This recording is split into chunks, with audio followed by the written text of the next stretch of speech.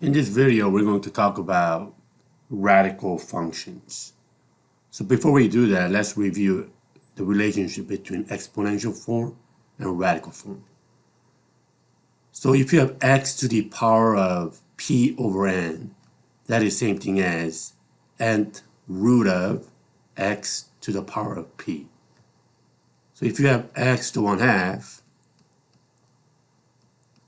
that's the same thing as square root. If it's a square root, there's an invisible 2. But we usually don't write 2 as an index. And then you get x, which is the same thing as just a square root of x. What if you have x to the, let's say x to the 3 over 2? How would you change that into a radical form? Well, the index will be 2, so it's going to be square root of x to the third, and so forth. Let's say you have x to the 2 over 5, then it's going to be fifth root of x squared, and so forth. So if you have a radical x equals 4, how would you solve for x? In order to get rid of the radical, the index is 2, so you have to square both sides to get rid of the square root. You end up getting x equals 16. Now you could check. What is the square root of 16? That is 4. So the answer is x equals 16. What about when you have radical x equals -3? Well, you will square both sides again to get rid of the square root.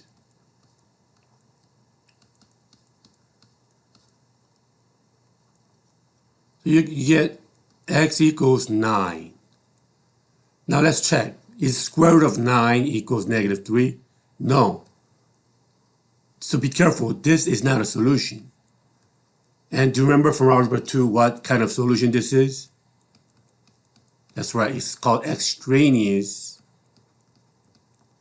solution. Well, it looks like a solution, but it's not. We call it extraneous solution. And how to solve cube root of x equals 2? How would you get rid of the cube root? Well, then you have to raise it to the third power.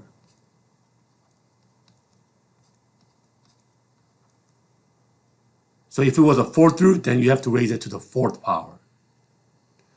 So now you get x equals 2 times 2 times 2, which is 8.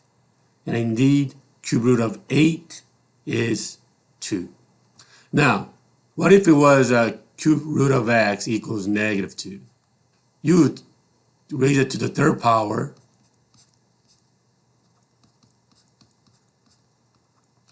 So you end up getting x equals -8. Let's plug it in here. What is cube root of -8? That is -2.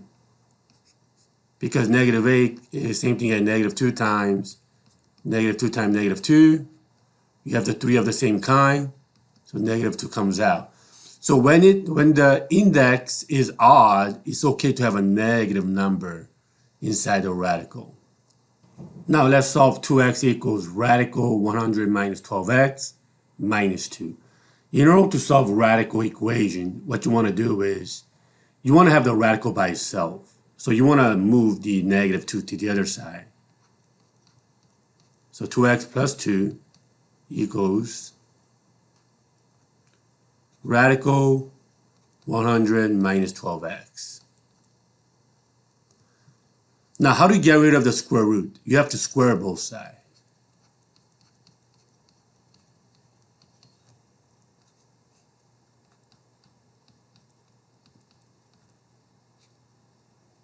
So now you end up getting quantity 2x plus 2 times quantity 2x plus 2 equal, the radical disappears, 100 minus 12x. So now you have to multiply this out. You end up getting 4x squared plus 4x plus 4x plus 4 equals 100 minus 12x. So add up the like terms, you end up getting 4x squared plus 8x plus 4 is 100 minus 12x. Okay, this looks like a quadratic equation, so let's move everything to the other side. You get 4x squared plus 20x minus 96 equals 0. And it looks like we could divide everything by 4 here. So let's do that to make it simpler.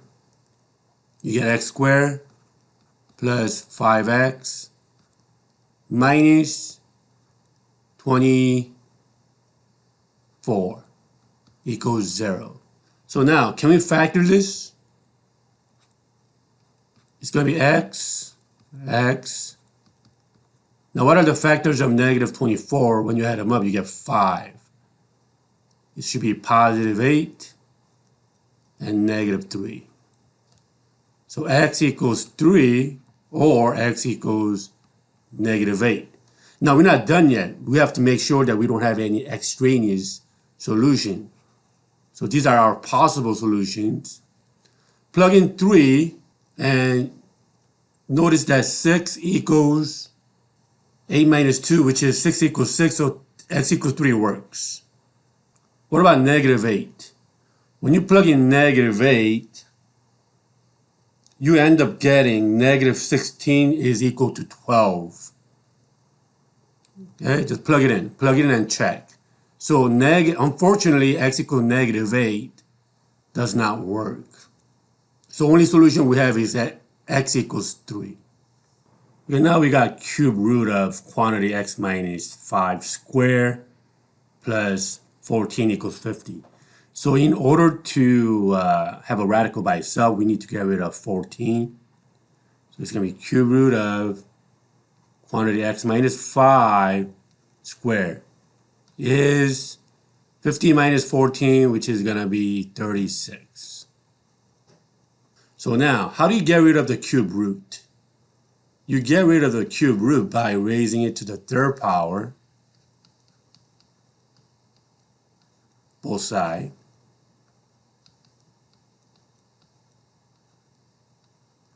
So you end up getting quantity x minus 5 squared equals 36 times 36 times 36. So this one you need probably need a calculator. So you end up getting 46656. Right now, how do you get rid of the square? Well, let's take the square root of both sides. But when you do that, you don't forget to put positive and negative.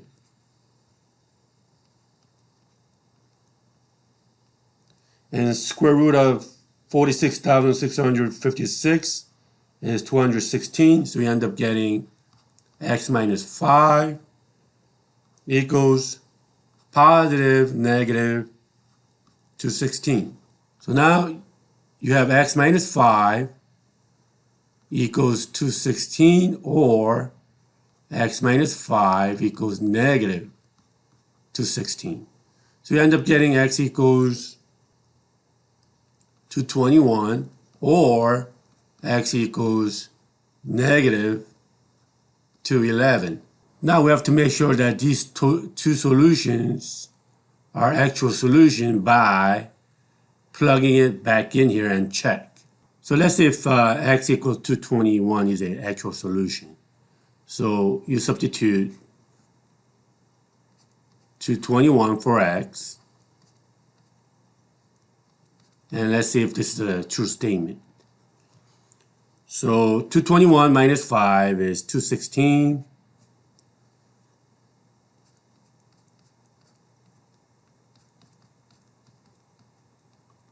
And then 216 squared becomes 46656. And what is the cube root of 46656? Of course, you need a calculator. It becomes 36. And you know that 36 plus 14 is 50. So x equals 221 is a solution. And you could do the same thing for negative 21. and you'll find out that it works. So we have two solutions for this radical equation. Okay, now we have a radical x minus 2 equals 5 minus radical 15 minus x. And notice, unlike the other two examples, we have radical and radical on the other side. Our goal is to isolate radical by itself. However, in this case, we're not able to do so at this point. So what we're going to do is we're going to square both sides, because since this is a square root and that's a square root, we're going to square both sides.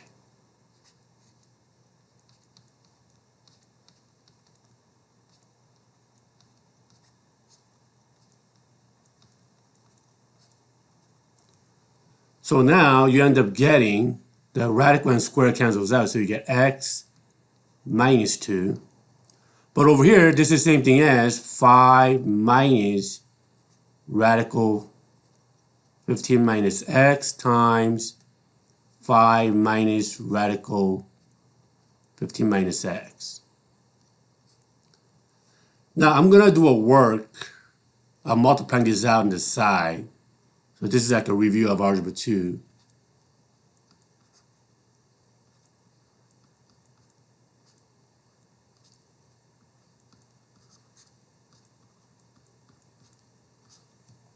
So 5 times 5 is going to be 25.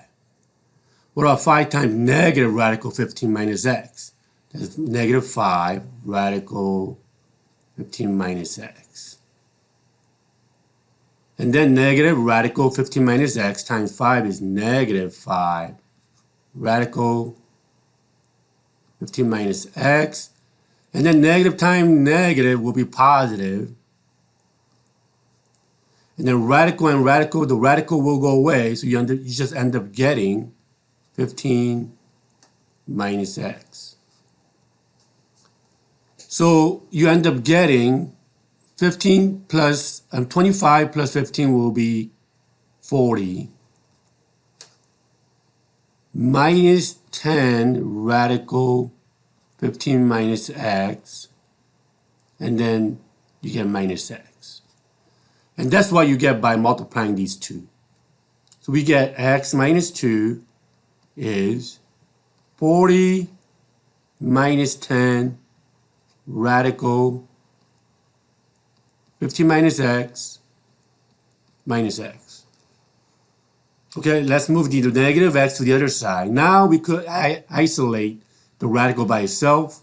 So you get 2x, and then move 40 to the other side, you get minus 42 equals negative 10 radical 15 minus x.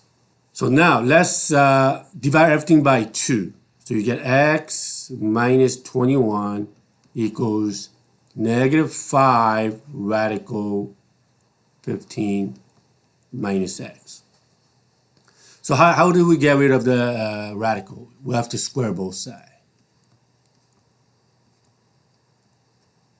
So you end up getting x minus 21 times x minus 21 equals negative 5 squared is 25, and then the radical will go away. So you get 15 minus x. So this is what I mean. When you have quantity negative 5 radical 15 minus x square, this is the same thing as negative 5 radical 15x times quantity negative 5 radical 15 minus x. So negative 5 times negative 5 is 25, and radical times radical goes away, you get 15 minus x. Okay, that's how I got that. So now let's multiply this out. You get x squared minus 21x minus 21x plus 441 equals 25 times 15 is 375 minus 25x.